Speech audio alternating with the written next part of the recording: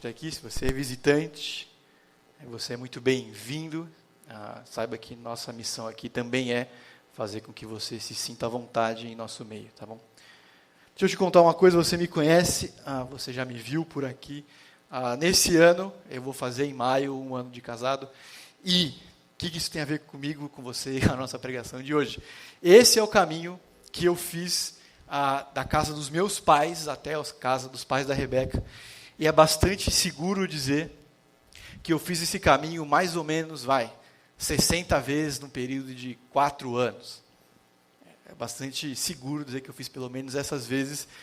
E toda vez que eu chegava lá, você veja, meus pais moram próximo ali do Shopping Interlagos, e a Rebeca mora em Campinas, morava, né? E é uma distância razoável. E toda vez que eu chegava lá, eu lidava com sempre a mesma pergunta, tanto quando eu chegava lá, quanto quando eu chegava em casa. E aí, como que foi a estrada? Alguma coisa no sentido de, e aí, como estava o caminho? E não eram poucas as vezes que eu não tinha uma resposta. Normal. Um pouco por causa do meu jeito, que é um pouco mais assim, direto, mas assim, muito porque eu simplesmente não sabia o que tinha acontecido no caminho.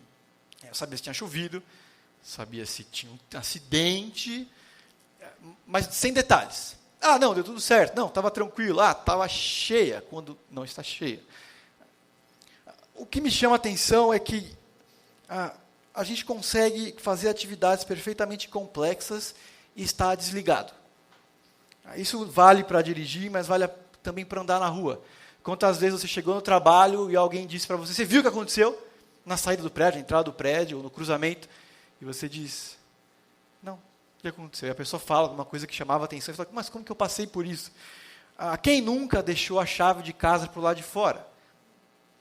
Quem nunca voltou para o carro para ver se estava trancado mesmo? A gente meio que vive no automático em algumas dessas coisas. E não só operando veículos, não só fazendo coisas difíceis, o que é bem assustador. Dirigir cento e pouquinhos quilômetros e não lembrar de quase nada que aconteceu no caminho, ou deixar o carro destrancado, ou então não puxar o freio de mão. Quem nunca? Me parece que isso acontece em várias áreas da nossa vida, em que a gente não se atenta muito para o que está fazendo, e grande parte dela a gente meio que vive no piloto automático. É perfeitamente possível que, de forma geral, se a gente se perguntasse o que aconteceu nos últimos 4, 5 meses, a gente falaria,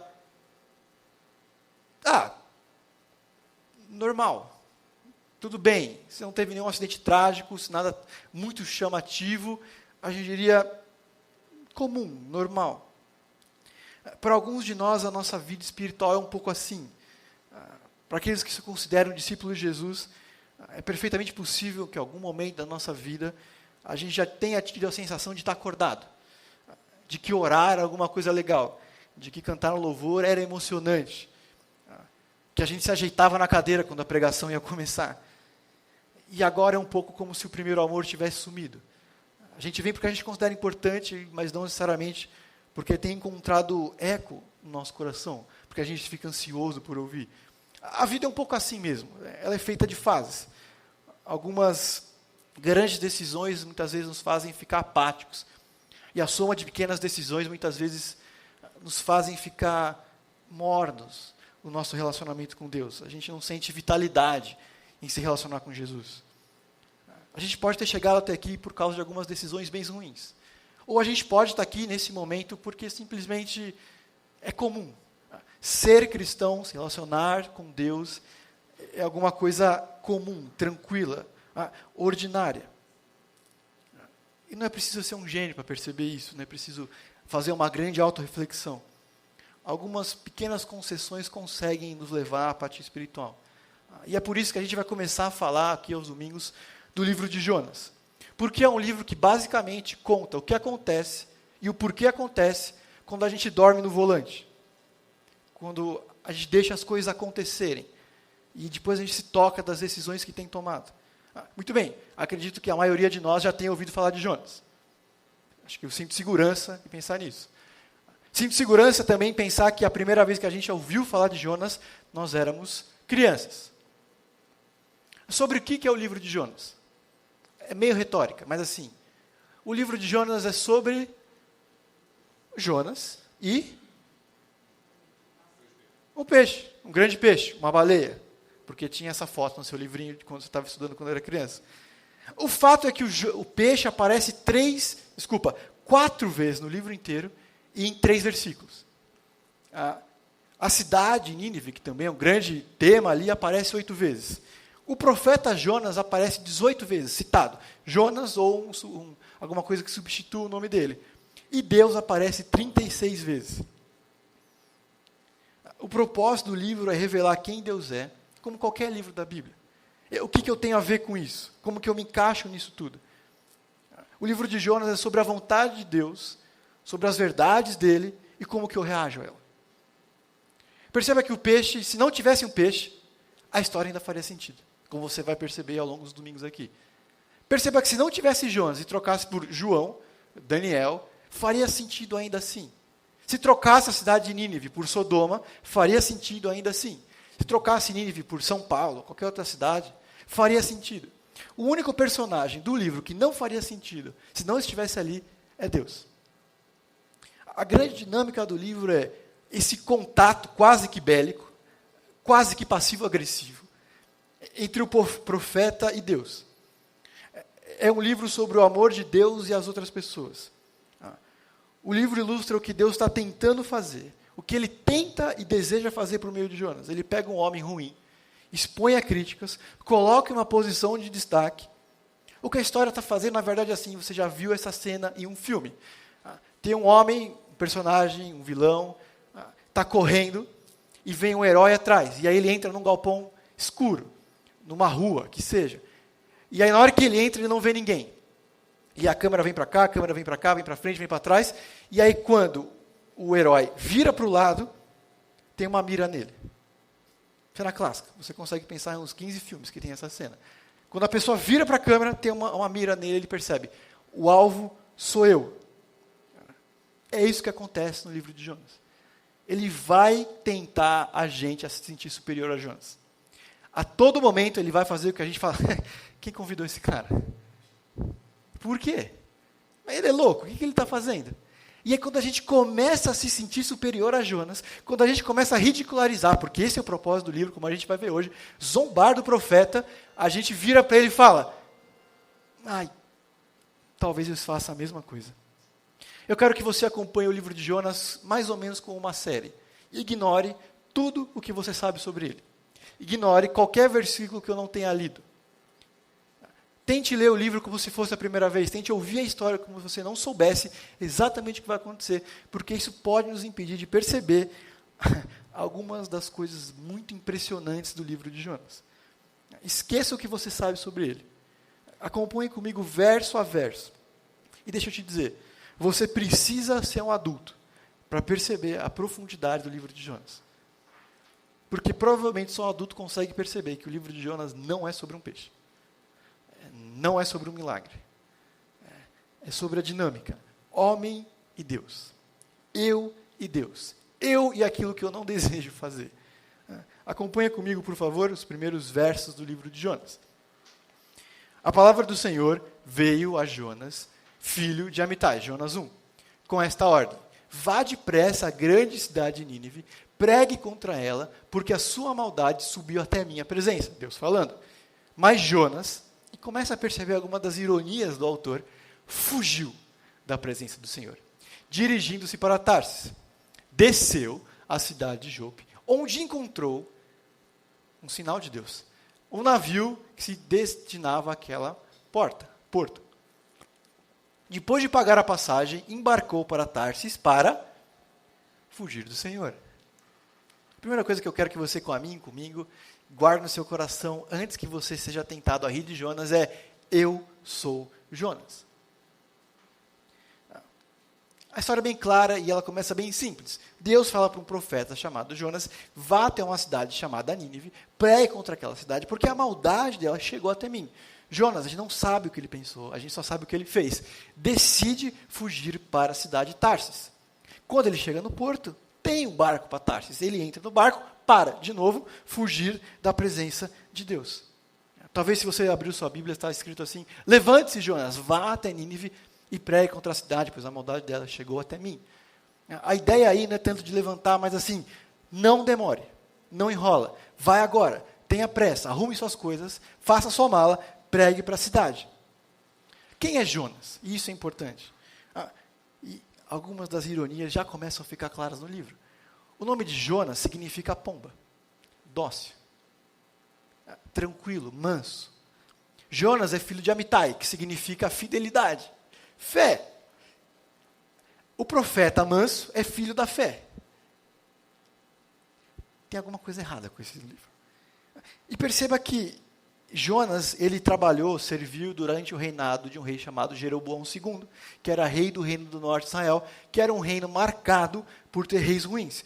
E você não tem, em lugar nenhum da Bíblia, conflito entre Jonas e um rei ruim, que desprezava Deus e adorava outros deuses. Tem alguma coisa que está estranha nesse livro. E o mais estranho ainda é que esse livro começa exatamente igual a qualquer outro livro da Bíblia. Talvez você tenha que passar só uma página, passa para Miqueias, capítulo 1, verso 1. Começa exatamente do mesmo jeito. A palavra do Senhor que veio a Miqueias, morastita, no dias de Jotão, ele dá ao rei, um outro rei Acás, e Ezequias, reis de Judá, a qual ele viu sobre Samaria e Jerusalém. O livro começa exatamente igual como qualquer outro livro de profetas. Mas deixa eu te dizer, a partir daqui, nada mais será como esperado. Absolutamente nada vai acontecer como a gente imagina. Normalmente a palavra de Deus vem para profetas na Bíblia, especialmente no Antigo Testamento. E às vezes os profetas falam do futuro. Profetas não costumam fazer profecias para o futuro. Eles costumam falar da realidade. Eles recebem o conhecimento de Deus, verdades eternas, e falam para o presente. Eles, de certa forma, enfrentam a cultura contemporânea.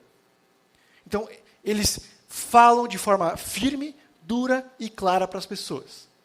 Essa é a descrição do profeta. Profetas não necessariamente fazem profecias para o futuro. Eles denunciam a realidade. Profetas são pessoas que denunciam falhas, pecados, rebeldias, coisas que não estão dando certo. E normalmente todo livro sobre profetas é sobre o profeta pregando para o povo, sobre o líder falando com o povo. Moisés, ele faz inúmeros discursos, longos discursos, e agora, se vocês quiserem ser fiéis, se vocês quiserem vir comigo, obedecer esses mandamentos, essa aliança, lembre-se de Deus, desse relacionamento. Jonas não. A gente tem algumas poucas palavras de Jonas. Pouquíssimas. Para falar a verdade, até o último capítulo de Jonas, nenhuma delas vale muita coisa. Porque não é um livro sobre o que o profeta fala, é sobre o que o profeta faz. É sobre a experiência de Jonas. Muito bem, sabemos quem é Jonas. O que é Nínive?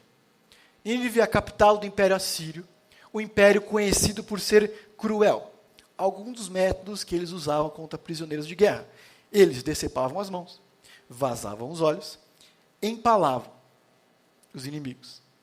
E eles, naquela época, já estavam invadindo Israel, e Israel tinha que pagar tributos para a Síria, especialmente para Nínive, porque é a capital. Então você consegue perceber porque Jonas foge, porque ele se recusa.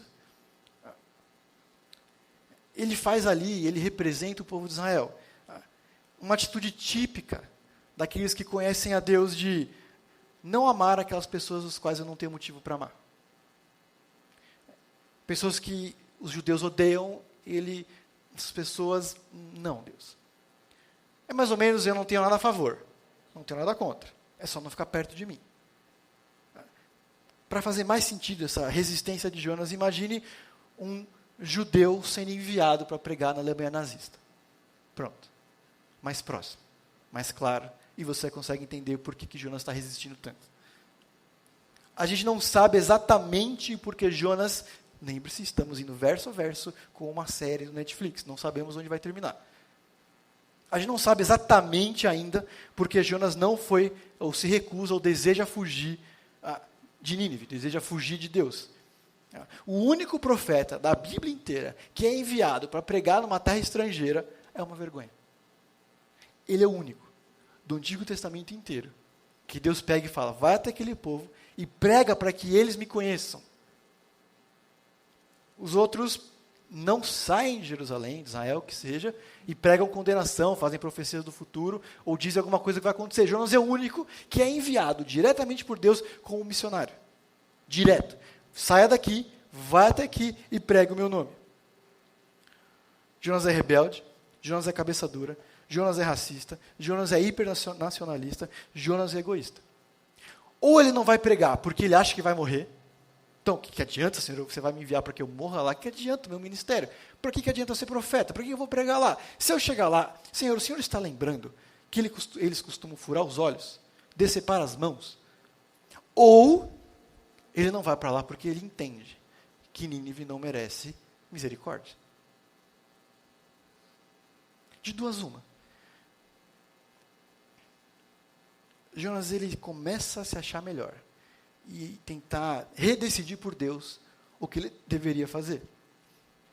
E o livro começa a fazer isso com a gente. Ou acaso tem alguém no mundo inteiro que não vale a pena dizer a verdade de Jesus?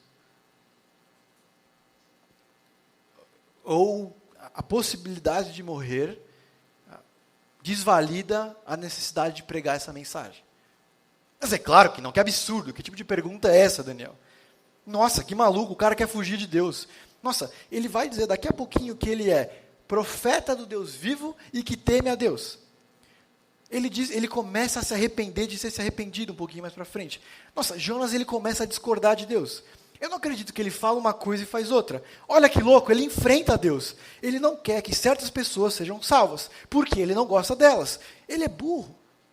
Ele está fugindo de Deus. Ele se engana e pensar que Deus não está em todos os lugares. Ele se convence que o que ele está fazendo é certo e bum! A mira está nele. A mira está em mim.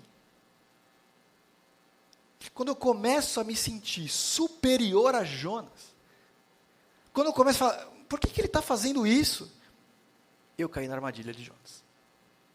Porque a história mira em mim. Tudo que Jonas faz, o livro de Jonas, o profeta de Jonas, a vida de Jonas, aponta para alguma das piores tendências do povo de Deus.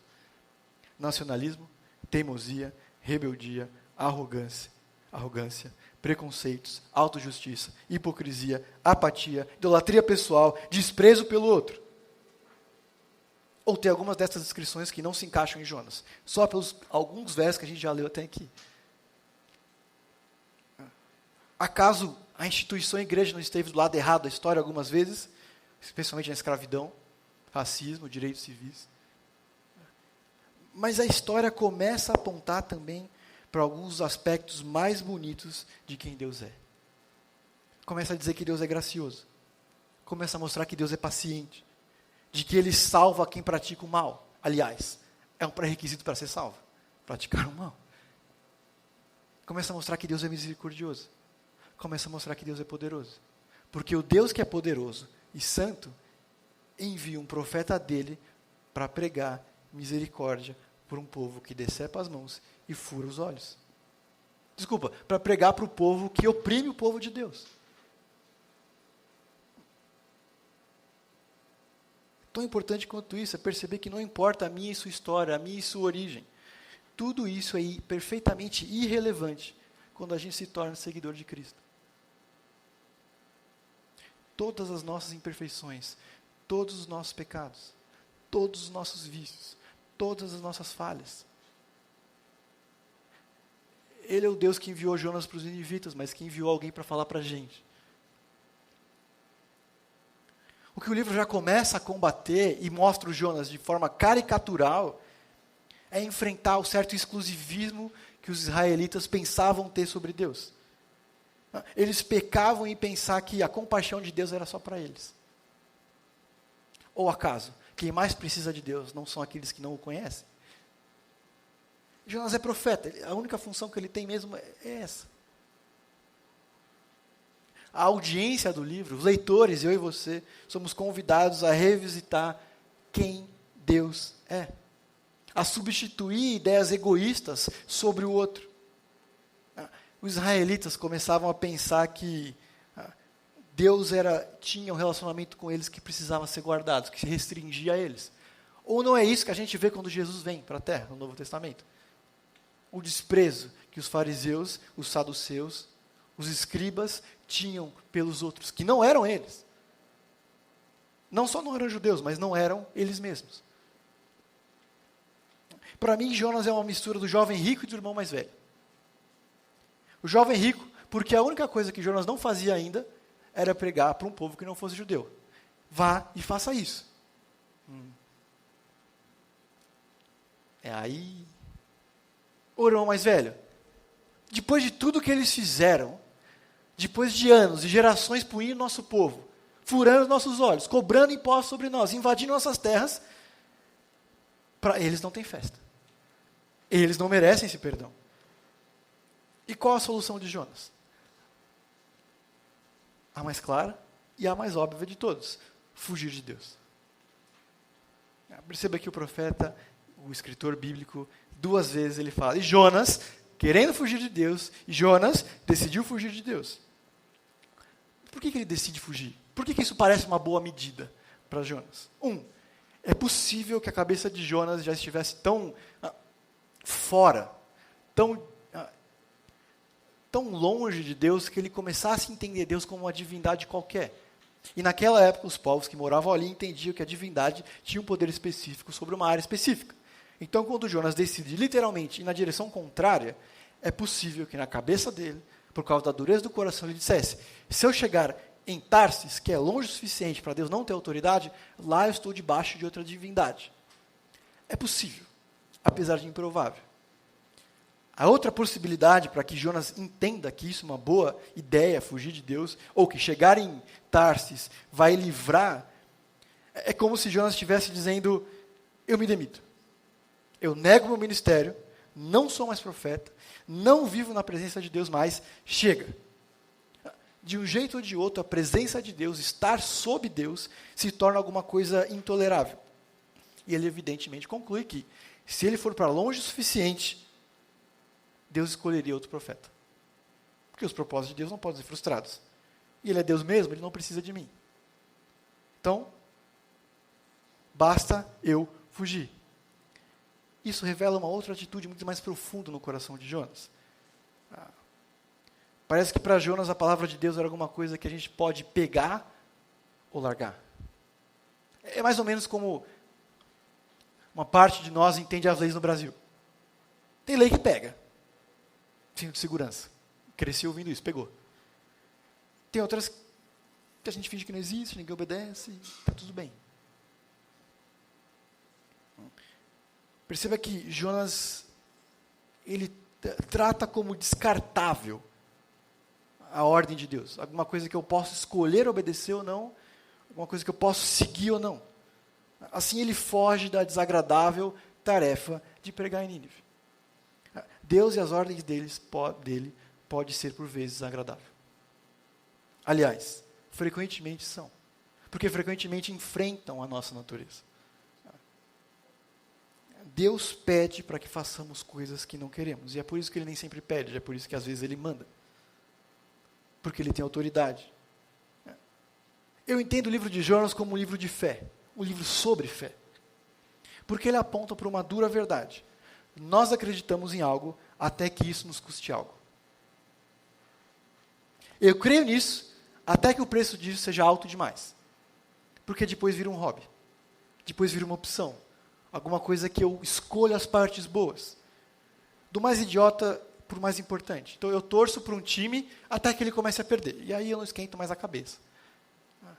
Eu sou um cidadão brasileiro envolvido, participativo, mas lembrar de quem eu votei por 4 anos é muita coisa. Eu acredito que eu devo servir na igreja, desde que isso não me faça chegar mais cedo. Eu entendo que eu preciso ser um bom aluno, desde que eu não tenha que estudar na hora que eu não quero. Eu entendo que eu tenho que ser um bom pai, desde que isso não me impeça de descansar e sentar no meu sofá. Eu tenho que ser um bom profissional, desde que isso não exija ser o primeiro a chegar e o último a sair, ou fazer tudo bem, não enrolar no Facebook, no Alt-Tab. Eu entendo que eu tenho que ser um bom cristão, até que isso exija a mudança das coisas que eu faço. Eu sou um profeta de Deus, Jonas vai dizer um pouquinho mais para frente, até que eu receba uma ordem que eu não quero cumprir. Fugir de Deus é dizer para Deus: tem lugares na minha vida que você é bem-vindo e outros não. Coisas que você é bem-vindo para falar comigo, outras eu nem quero te ouvir. Você pode mudar isso, e outras coisas não. Deus, sinta-se à vontade para abençoar meu emprego e as minhas finanças. Mas para falar dos meus relacionamentos, não. O Senhor não está convidado, não tem autoridade, não vai governar. Mas o que Jonas nos lembra, por causa da ironia, por causa de quão direto ele é que nada na minha e na sua vida está além ou aquém do poder de Deus, ou dele mesmo. Muitas das nossas falhas em evangelismo, muitas das nossas falhas em missão, não são porque a gente não conhece Deus, não são porque a gente não experimentou do amor e da graça dele, mas é porque a gente tem desgosto de pessoas que a gente não gosta. Talvez fosse melhor que a gente assumisse de uma vez por todas que algumas pessoas a gente preferiria que não fossem salvas. Jonas se sente superior. E aí, porque ele é assim, a gente corre o risco de não se identificar com ele. Porque dificilmente a gente vai dizer, você não merece ser salvo. Mas as nossas atitudes talvez demonstrem que aquela pessoa não tem cara de crente. O carnaval para mim é sempre uma lição de humildade. Do meu coração e do que eu vejo nas outras pessoas.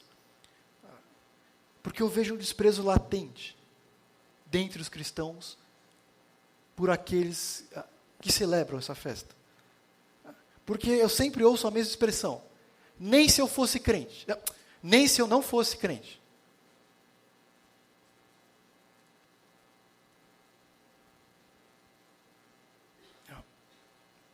Eu já passei dessa fase. Disso eu não faço mais. Não estou nem falando que é um problema, estou falando que revela um coração que crê que de alguma forma é superior. Porque nem se eu não fosse crente, eu faria essas coisas.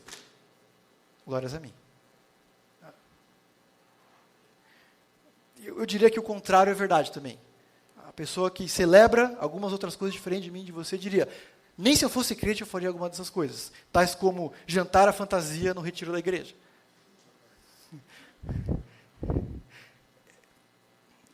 Eu sou crente e eu não gosto. Eu não chamaria o cara de pastor, ele tem nome. Nem se eu fosse crente eu faria esse tipo de coisa. É verdade, eu também tenho tendência a nem chamar. Porque eu não chamo o William de advogado William, eu chamo ele de William. A gente começa a decidir no nosso coração quem merece salvação, quem merece graça. Se a pessoa faz isso, está perdido. Não merece. E é isso que Jonas força a gente a pensar. Não existe superioridade. O máximo que existe é um coração transformado. Mas que, por quem ainda tem a velha natureza, vai se sentir tentado a ser superior. E vai dizer, cara, nem se eu não fosse crente eu faria essas coisas. Eu lutei com o meu coração de colocar fotos ou não nesse slide, de personalidades, de gente que não tem nada a ver com igreja, comunidade, Bíblia. E falar, mas eu acho que é desviar um pouco o foco, mas certamente algumas das coisas que a gente vê, algumas pessoas que a gente ouve, a gente tem desprezo. Eu não sei se esse é o melhor sentimento por um perdido, por alguém que não conhece o amor de Deus, por alguém que precisa ouvir o nome dele. Talvez o sentimento seja, Senhor, tem misericórdia. Perdoa porque eles não sabem o que fazem. Parece que essa é a perspectiva de Jesus sobre os perdidos. Não sobre os rebeldes, sobre os perdidos. Como que a gente vence esse problema? Como a gente vence essa dificuldade? Deixa eu te dizer, não é tentando amar aqueles que nós odiamos. Isso é humanamente impossível. O que a gente precisa fazer é o que Jonas não fez. Simplesmente obedecer.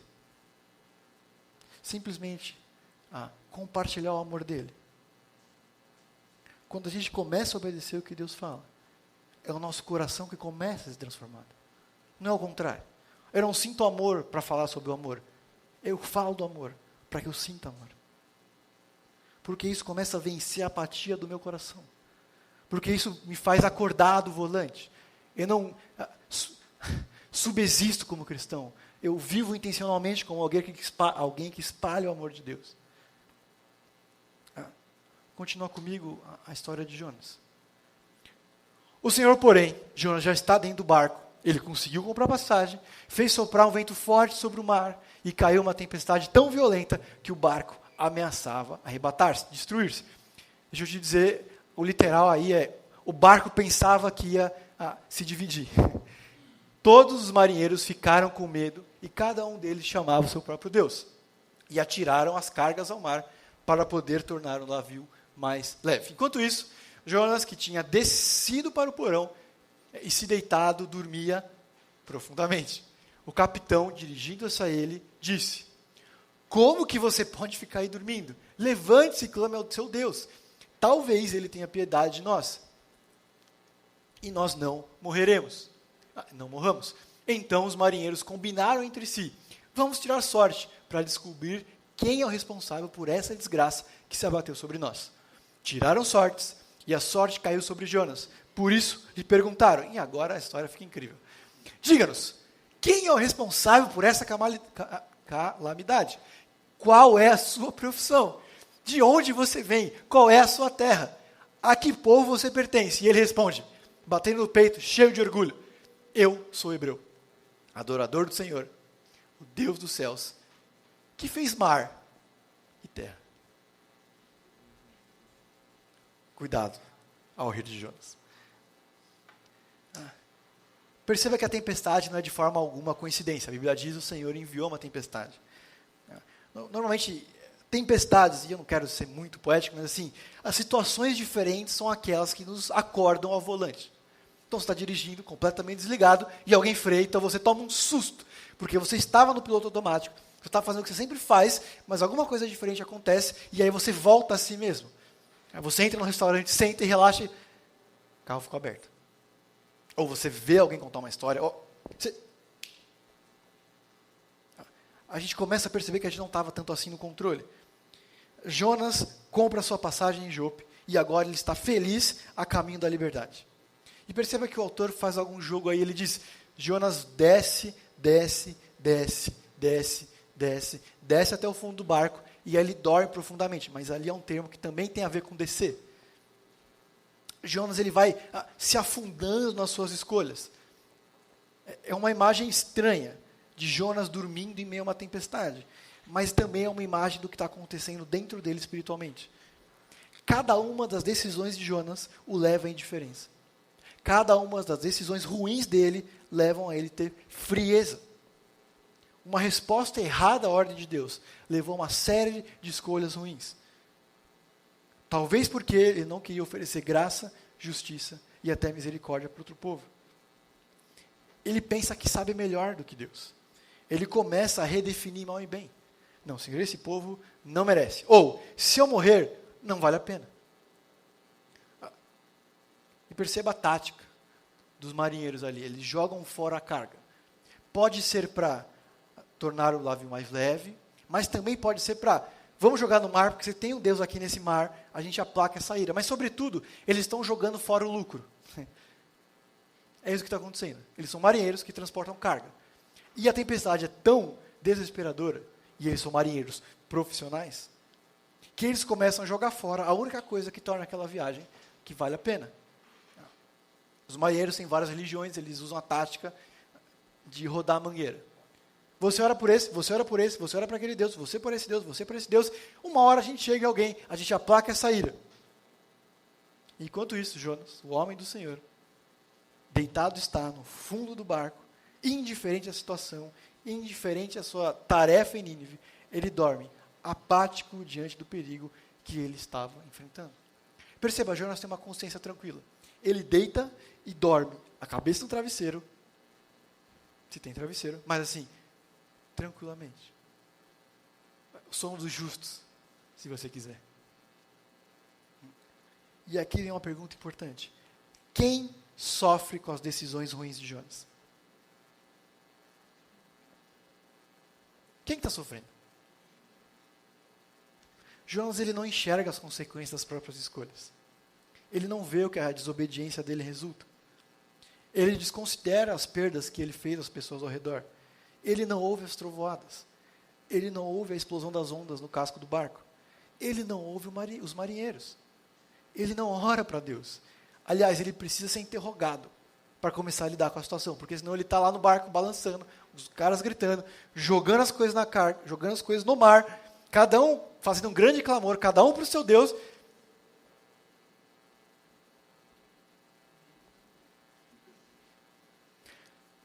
De onde que você vem? Qual a sua profissão? Qual é o seu povo? Jonas está bem? Melhor que todo mundo. Ele está melhor que todo mundo ao redor dele. E isso é um grande insight.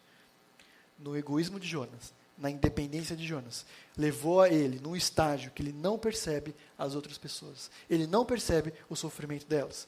Ele não percebe que está trazendo ruína sobre as outras pessoas. Ele é como se fosse uma bola de destruição nas pessoas ao redor. O lucro, a segurança, o barco, a vida daqueles marinheiros até a segunda ordem. E é uma imagem especialmente profunda para mim e para você hoje. Da natureza das nossas imperfeições, da natureza dos nossos pecados, na vida uns dos outros. E é meio estranho pensar isso no nosso mundo ocidental, porque a nossa visão de moral é individual. A gente cresce e ensina uns aos outros sobre individualidade. Complete comigo. A liberdade de alguém termina quando a do outro começa. O que acontece em Las Vegas? Pronto. As nossas decisões morais, nosso compasso moral é único e exclusivamente meu. Desde que você não prejudique ninguém, você faz o que você quiser, estamos todos de acordo, beleza. E essa é a forma como a nossa cultura opera. A gente privatizou a moral. E você não precisa ser religioso para concordar comigo que isso é um pouco inocente, que isso é um pouquinho simplista, que isso combina muito bem com aquela expressão em inglês, wishful thinking, pensamento positivo. Porque o que a Bíblia mostra, e a história da humanidade mostra, é que as nossas escolhas afetam profundamente uns aos outros. Adão, Abraão, os espias, a terra prometida. Lembra? Deram um palpite errado, condenaram o povo a andar 40 anos no deserto.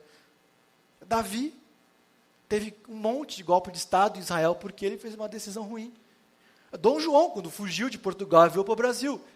E os portugueses que ficaram? Hitler. Para sempre a história da Alemanha está maculada. Rei Eduardo e Rei Jorge. Não sei se você já viu aquela série do Netflix, The Crown. Excelente série. Mas o que acontece é muito interessante. E serve perfeitamente para a nossa história aqui. Rei Eduardo, oitavo. Ele é o rei que vai suceder o trono, portanto, no período ali quando está começando a Segunda Guerra. E ele faz uma escolha, ele abdica do trono porque ele decide se casar com uma americana, que eu não vou lembrar, Wallis, pronto. E a regra que é que pessoas da coroa não podiam se casar com pessoas divorciadas. Obviamente, isso não vale hoje em dia. A Meghan Markle, da série The Suits, vai casar com o príncipe Harry. Pronto. Isso mudou. Mas naquela época não podia. E ele faz uma escolha, ele abdica do trono para poder casar com essa mulher. O que acontece? O irmão dele, rei Jorge VI, sobe ao trono. Ele é o rei agora. Esse cara morre. A filha dele vira a rainha, que é a Elizabeth, a Nossa Senhora, que tem 91 anos hoje. E aí na série é muito interessante, porque dada a hora, a rainha Elizabeth já é rainha, e o Eduardo estão numa reunião conversando, e ela fala assim, você não vai pedir perdão? Porque eles têm que resolver um negócio. E ele fala, mas pedir perdão pelo quê? Você é a rainha. O que eu te fiz? Faz 10 anos que a gente não se vê. E ela diz um negócio muito interessante. Por que você decidiu abdicar do trono? Acabou com a saúde do meu pai. Acabou com a minha infância. A gente não foi criado para ser rei e rainha. Meu pai não foi treinado para ser um chefe de Estado. E ele vira e fala, eu nunca pensei nisso. Tem um livro que eu gosto muito, chama Hipermodernidade. Em alguns momentos eu conseguirei passar.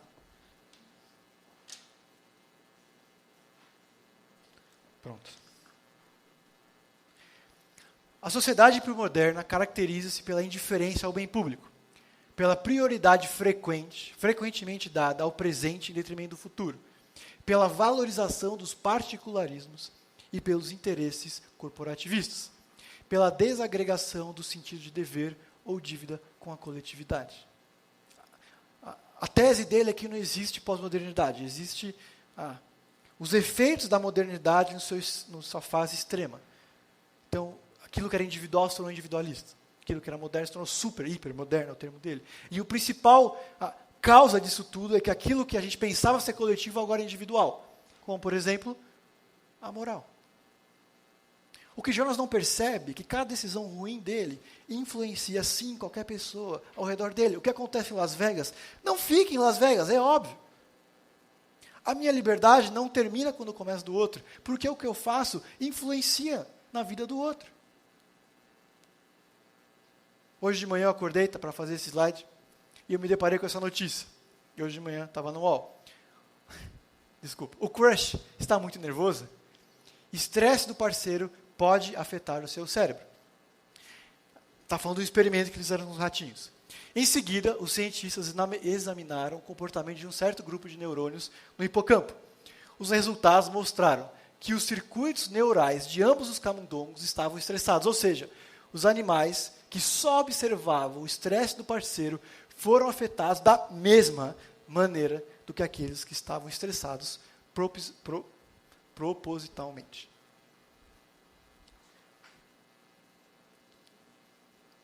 O jeito que a gente lida com as circunstâncias, as escolhas que a gente faz, influenciam grandemente um ao outro. O que Jonas... Isso aqui é brilhante na história de Jonas. É um livro tão antigo e tão ultrapassado. Começa a mostrar para mim e para você, nós não estamos sozinhos, minhas decisões não são só minhas.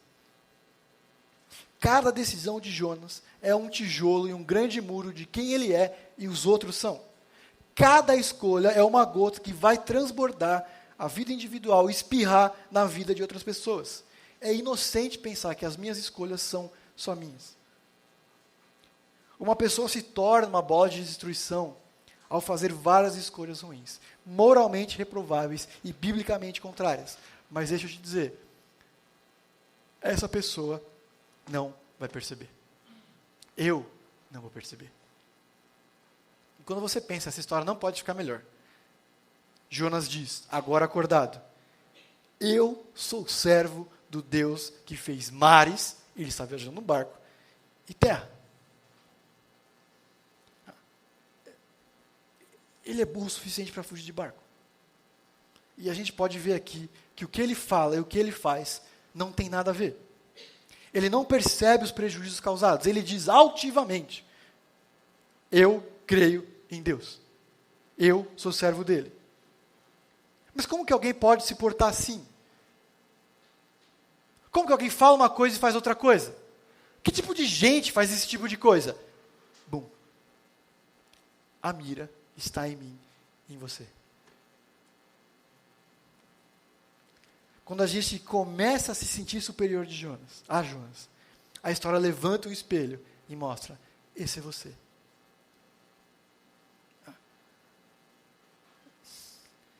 E isso acontece algumas vezes na minha e na sua vida.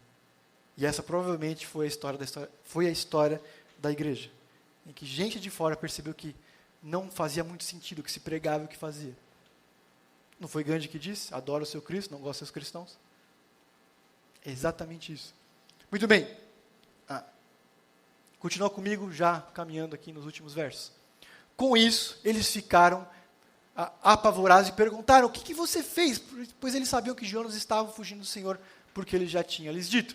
Visto que o mar estava cada vez mais agitado, eles lhe perguntaram, o que devemos fazer com você para que o mar se acalme? E ele responde heroicamente, peguem-me, joguem-me ao mar, e ele vai se acalmar. Pois eu sei que é a minha causa que essa tempestade violenta caiu sobre vocês. Ao invés disso, os homens se esforçaram ao máximo para remar de volta à terra, mas não conseguiram, porque o mar tinha ficado ainda mais violento. Então eles clamaram ao Senhor, Senhor, nós suplicamos, não nos deixe morrer por tirarmos a vida desse homem. E a história fica melhor ainda. Jonas dá uma sugestão, já sei como resolver esse problema, me joga no mar. Perceba que os marinheiros têm mais temor a Deus, mais medo de Deus que Jonas. Porque eles estão assustados. O que você conseguiu fazer para que ele faça a tempestade matar a gente de todo mundo? Como que é possível? Eles têm mais respeito por Deus do que o profeta de Deus. E Jonas dá uma sugestão: me joga no mar, está tudo resolvido. E os marinheiros dizem: não, você é louco, a gente não vai te jogar no mar. Eles rejeitam, eles têm mais compaixão por Jonas do que Jonas por Nínive. Eles pedem por misericórdia de Deus quando eles vão jogar Jonas no mar. Todo mundo ora para Deus de alguma forma, perceba, menos Jonas. Perceba também que Jonas coloca consequências na vida de novo dessas pessoas. Esses marinheiros foram dormir à noite pensando: eu matei um homem. Todos eles. Porque eles não viram o que vai acontecer com Jonas. E nem você, ainda. Esses marinheiros viveram o resto da vida deles pensando: nós jogamos um homem ao mar no meio de uma tempestade. E ele afundou no mar e nós nunca mais o vimos. Eles até são meio heróicos, porque quando Jonas diz: me joga. Desculpa, o computador está meio louco. Quando Jonas diz: me joga, eles tentam remar para não jogar Jonas. Eles tentam enfrentar Deus também, por compaixão a Jonas. O que Deus queria de Jonas, daqueles homens, é que todos eles se rendessem. E quando a gente não se rende a princípios, eles têm tendência a nos quebrar. E a gente pensa: cara, Jonas é um cara heróico. Ele se sacrificou para acalmar a tempestade. Mas deixa eu te dar uma possibilidade. Qual o jeito final de não ir pregar em Nínive? Do que se jogar no meio de uma tempestade no mar. Pensando que Jonas não sabia o que ia acontecer com ele. Essa é uma excelente situação. Excelente solução. Ele se joga no mar e não vai ter que pregar. Jonas, por fim, ele perde o testemunho que ele tinha.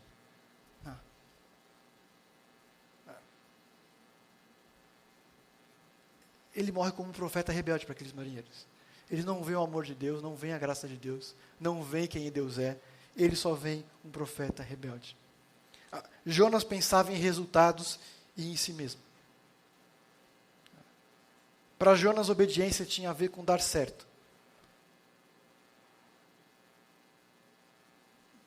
Mas dar certo tem a ver com obediência, não com resultados.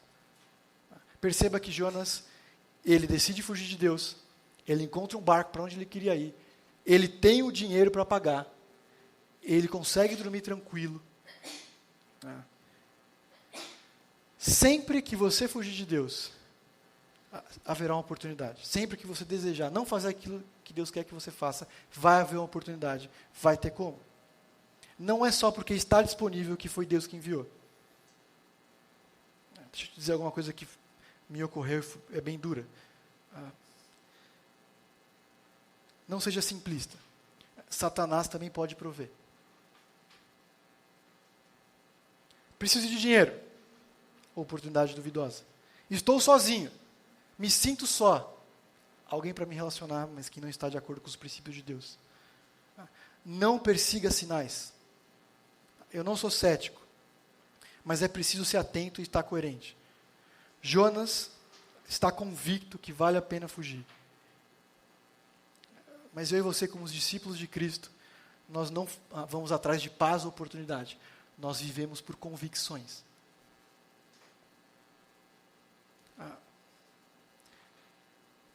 A gente vive pelo aquilo que a gente crê, pelo aquilo que a gente confia. Não porque a gente dorme tranquilo à noite ou porque apareceu uma oportunidade ímpar. A gente vive por um princípio claro, que está nas Escrituras, que nos guiam e nos conduzem. Daniel, quando decidiu não se contaminar com as finas iguarias do rei, ele não sabia que ia dar certo. Pedro e Silas, quando as cadeias caíram, eles podiam fugir, eles não fugiram. José, quando fugiu da mulher de Potifar, o que aconteceu com ele? Foi preso. Maturidade cristã é o passado, por que Deus eu vou fazer isso? Para o como, Senhor. Como que eu consigo te obedecer? Mesmo não querendo, mesmo não desejando, mesmo não parecendo bom. Diante disso eu quero encerrar aqui com 2 perguntas. Existe algum princípio e verdade que você tem resistido? Existe alguma coisa que você evita ouvir? Que quando você chega na igreja, você sente o tema, você já fica desconfortável. Você se distrai quem está do lado para que a pessoa não ouça muito e acabe te confrontando. 2. Sonda-me, Senhor, e me conhece. Conhece o meu coração, prova-me. Conhece os meus pensamentos. É perfeitamente possível você viver em comunidade, participar de uma igreja e precisar ser transformado. A dureza do coração de Jonas impede Jonas de participar da conversão dos ninivitas, nesse primeiro momento. Porque ele decide desobedecer, ele deixa de participar do relacionamento com os marinheiros. E a grande pergunta é, o que Deus vai fazer para acordar Jonas? Eu sou profundamente condenável a ler o livro de Jonas. Eu não tenho uma receita para você para acordar o volante. Se não tornar o coração sensível para perceber o que Deus tem feito ao nosso redor. O que o livro de Jonas nos convida é uma nova visão do que Deus tem feito. De olhar para Ele e repetir esses salmos. Sonda-me, Senhor. Conhece o meu coração, prova-me. Avalie os meus caminhos. Talvez para alguns de nós seja começar a fazer alguma coisa. É um convite para uma nova fase de crescimento. Um convite para perdoar alguém. Talvez seja para servir mais, servir melhor. Eu não sei. Que Deus fale ao seu coração e te conduza. Mas que a gente não se sinta superior a Jonas à medida que a gente for estudá-lo. Mas que a gente possa ver um espelho apontado de um Deus que quer nos ensinar. Que a gente tenha misericórdia com os outros e possa ser transformado por Ele. Oremos. Senhor, muito obrigado, Deus, pelo privilégio que é te conhecer. Obrigado por tudo que o Senhor tem feito por nós. Nos ensina a ter um coração humilde, Pai, de que deseja te conhecer, Deus. Senhor, que a gente não resista à Tua verdade, que a gente não resista, Senhor, aos Teus princípios, Pai. Nos dê um coração de novo humilde, Pai, de que deseja ser transformado, avaliado pelo Senhor. Senhor, abre o nosso coração, abre os nossos olhos, Senhor. Nos tira do piloto automático, Pai. Que a gente perceba tudo que o Senhor tem feito ao nosso redor, que a gente perceba as pessoas que a gente não gosta, que estão ao nosso redor, mas que precisam da sua misericórdia. Senhor, nos faz útil para o Teu reino, e não pessoas que falam uma coisa e fazem outra. Nos ajuda essa semana, que a gente se sinta enviado pelo Senhor. Em nome de Jesus, amém.